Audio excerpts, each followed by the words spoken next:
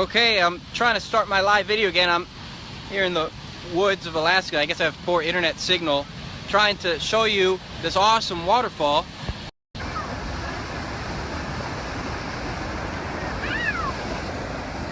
we go.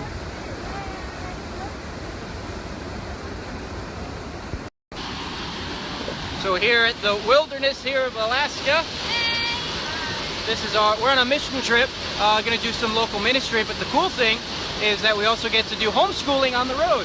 So that's one of the awesome things about homeschool, is that you can do it anywhere. So I want to give you a tour of this Alaskan waterfall we've been showing our kids.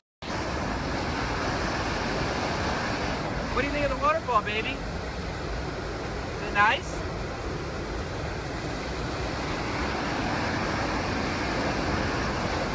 Glacier water.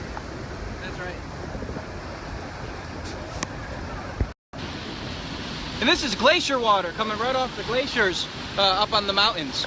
And so our kids are enjoying it. We also filmed a little video for this homeschool or school competition with our local library. It showed my kids reading books while they were out here. But let me give you the grand tour of this waterfall. This river. So bear with me.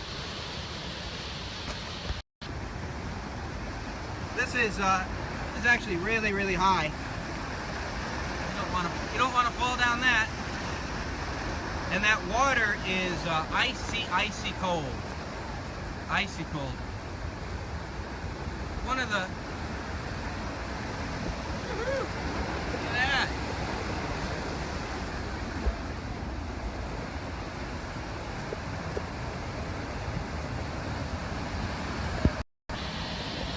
You know, the thing with the whole public school system is that they're so corrupt.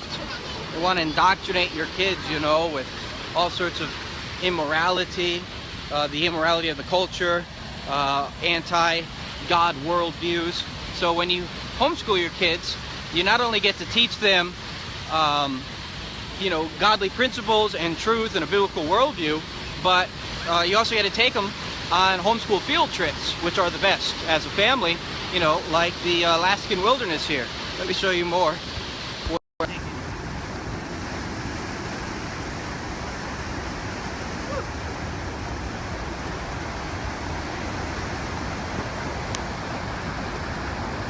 Yeah, look at that. There they are up on the bridge. That's the waterfall.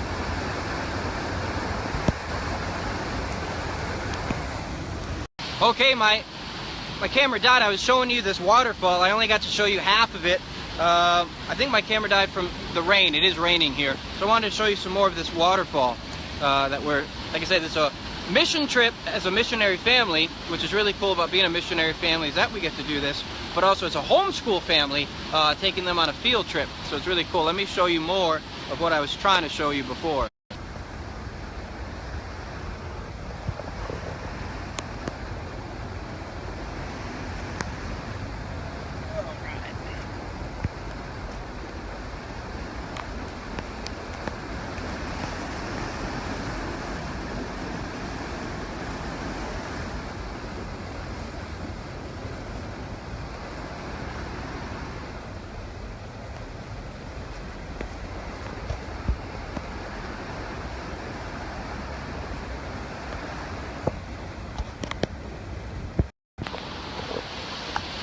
Alright, well, you can't really tell, I guess, on the video as much, but I'm going down this little trail, and we were showing the kids this just a few minutes ago. But it is rainy and muddy, and I don't have sneakers on. So, let's see. Slippery, and that water is ice cold. That looks like a little cave over there. Pretty cool. Look at that water. Woo-wee. There we go.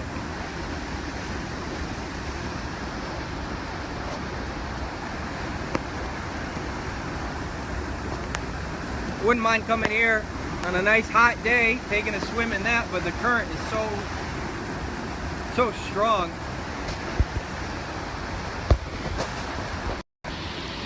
Actually, the first time we came here was like 2 years ago on our first trip here, and we had some dogs with us. Our host home had their dogs, and the dogs jumped in. Couldn't believe it. Almost got swept away by the current. So let me show you more down here. I've actually never been this far down. Ugh. Hold on. Wow. Look at this. Woohoo! I didn't bring my kids this far down. But yeah, you know, one of the things that we like to do as we travel as a missionary family is take our kids on these awesome outings. Go to different zoos, go to, you know, national tourist attractions. I'd like to Google actually, like, what's the best tourist attractions in America, and take the kids to that. As we travel and do ministry, it's great hitting, you know, two birds with the same stone. Our missionary work gets done, and our homeschool field trips at the same time. So the kids are having lots of fun. There's a hand rail to get here, which is a lot of work. I remember from 2 years ago trying to get everyone across on this hand rail. But yeah, someone says they need to go fishing. I went fishing once in the back bush, and it's like, you know, at least everyone else seemed to be catching them pretty easy. I don't think I did, but you just throw in a rod and out come these huge, like, salmon fish. Kenan, he goes fishing all the time. You like that? You got good fishing here? Oh yeah. All right, Jesse Morrell here one more time. I just wanted to do another quick video about homeschooling. I'm driving the kids back from our waterfall adventure, and we got some pizza we picked up just for the road. Right now, yeah, they're happy about that. You can see them back there. We're gonna go pick up a chess set. Actually, the kids here at my host home want to play chess with me while I'm here. There's a chess set I got off Craigslist. I'm gonna go pick it up. It's apparently a marble chess set from, like, Brazil, but it's here in Alaska, so it'd be a cool souvenir. But homeschooling is a natural right of parents. You know, it seems so odd in our society. In fact, out of the school-age children, only 3.4% are homeschool kids. So homeschooling is actually pretty rare. I think it's like 1.5 million kids in the country are homeschooled. So it's only 3.5% of the schooling population. But it's a natural thing for parents to teach their kids. That's just the law of nature. You know, parents raise the kids. You teach your kids how to cook. You teach your kids how to, you know, do repairs around the house. Like, you know, it's a natural relationship for parents to teach their children. It's sad that it's become an unnatural thing in our society. When it comes to the quality of their education, I think that homeschoolers get a much better quality. When I was a high school dropout, and I did night schooling when I was 16 years old. I worked full-time at a factory. It was my job. I was a welder, a machinist at 16, working full-time. But I went to night school at the same time to finish my schooling. It was only 3 months. And there was a girl there who was also probably my age, around 16, but she was a homeschooler. And she was about to, you know, get her high school diploma through this 3-month night school like me.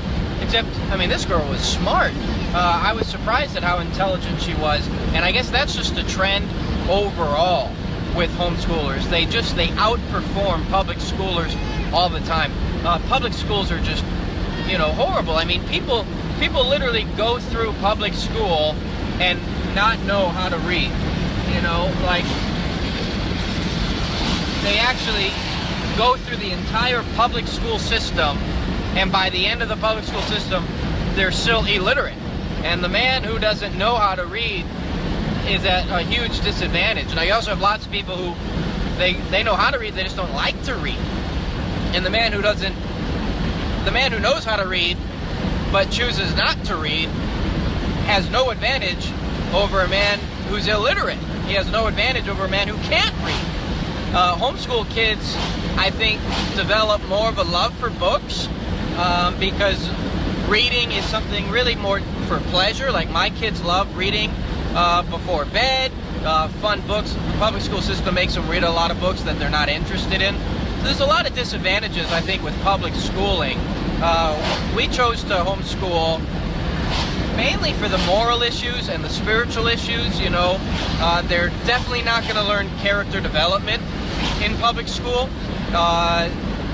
They aren't going to be taught about God or about Christ, and just the peer pressure that you get from public school is horrible. You might be a great parent, but you have no idea who's going to influence your kids once you send them off on that yellow school bus. You have no idea who they're going to encounter.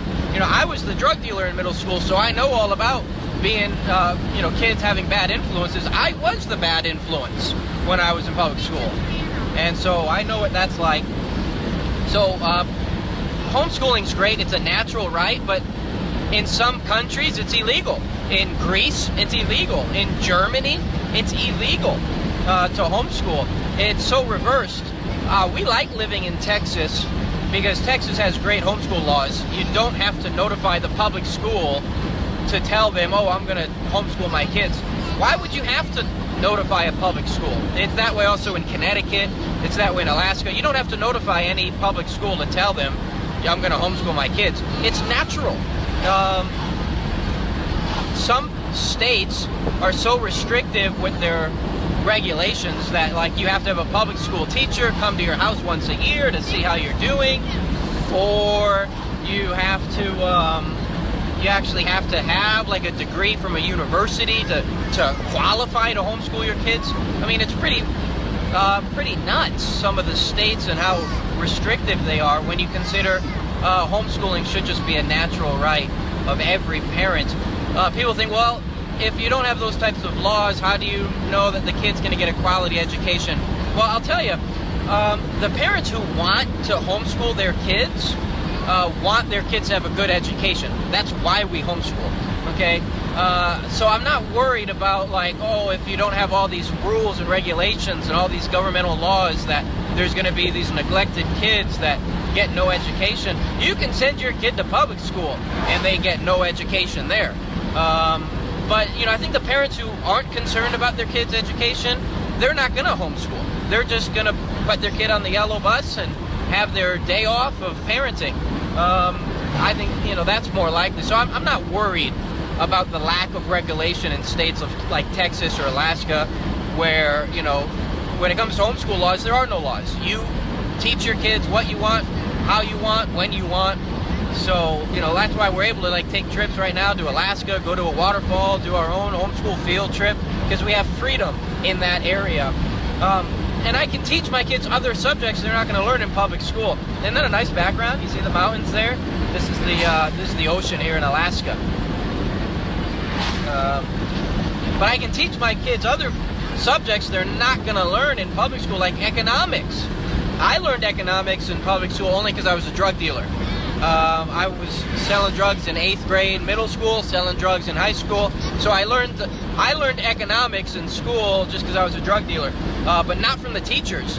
And when you consider that, you know, economics is a part of everyone's adult life, you know, how our society works with finances and money should be taught in school. You know, how to start a business, how to create your own job, how to create a product, how to bring a product to the marketplace. You know, how to make a profit, how to save a capital and invest it. You know, they don't teach you any of that in public school. And one cool thing about homeschooling is that we can have an economics class at whatever age I feel like they're ready for it. So, anyways, just wanted to give you a little bit about homeschooling. Homeschoolers, even though they're such a small percent, like I said, only 3.4% of the schooling population is homeschoolers. There are only about 1.5 million kids in our country that are homeschooled, but they outperform public schoolers every time. They're more likely to go to college. public school kids. I think something like 53% of public school kids are likely to go to college, but 63 of homeschoolers rather. 63 of homeschoolers go to college, so they outperform public schoolers in everything: reading, writing, college.